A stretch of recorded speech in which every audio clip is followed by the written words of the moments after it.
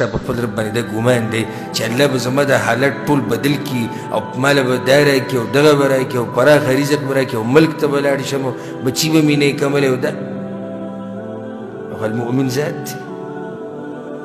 کله چې هغه الله ولیدو چې دا بنده دومره په ما مین دی او دومره امیدونه زما نه ساتي یو ای بنده زه دې نه دروغجن کوم د هر څه بدله درکړم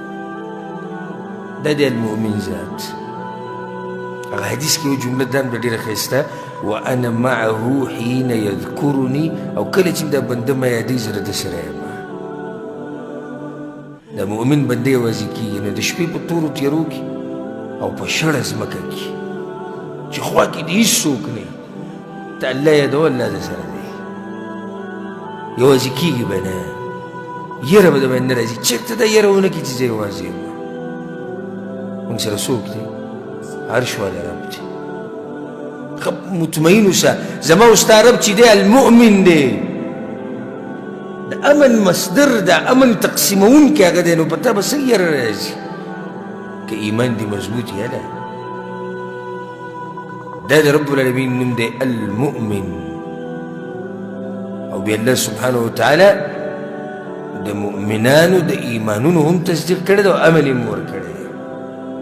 د دې نوم فایده دا ده د خپل رب په وعدو او په لوزونو باندې به دې زړه ښه مطمئن شي ولې الله المؤمن دی امن ورکوونکی دی په دنیا کې هم په آخرت کې هم په قبر کې هم برزخ کې هم نو دی به وایي چې او الله به د هر څه چې څه وعدې کړي دا به ماله راکوي یره به دې ختمه شي خپل رب دا نوم چې سړی واوري المؤمن نو زړه مطمئن شي نو بله فایده دې دا راوته چې امن صرف د چا نه غواړه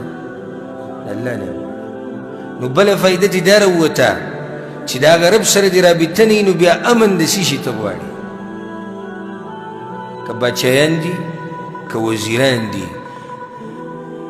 او که حاکمان دي او که هر څوک دي ټول دي دا خبره یاده کړي او زده دي کړي که په ملک کې امن راولي که په علاقه کې امن راولي که په کور کې امن راولي که په معاشره کې امن راولي چې څو پورې هغه امن تقسیمونکی ذات دې نه راضي کړی نو ستا په ملک کې هم امن نه راځي ستا په کور کې هم امن نه راځي ستا په معاشره کې هم امن نه راځي ستا په هېڅ شي کې امن نه راځي ځکه چې هغه امن ورکوونکی ذات تا نه خفه دی ډېر خلک منډې وي په امن پسې او هغه امن ورکوونکی چې دی هغه ترې راضي نه دی نو کوم ځای نه به ته د امن میلاو شي امن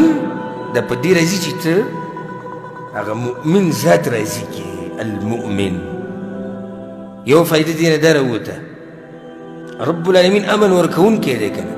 نو چې کله تا د الله دا صفت واورېدو نو بیا یو طریقه یې زده کړه هغه طریقه دا ده چې ته هم د خلکو د امن سبب وګرځه څوک یېروه مه داسې اخلاق مه ساته چې خلک تا نه یېرېږي چې خلک تا نه بلکل په امن او امان کې شي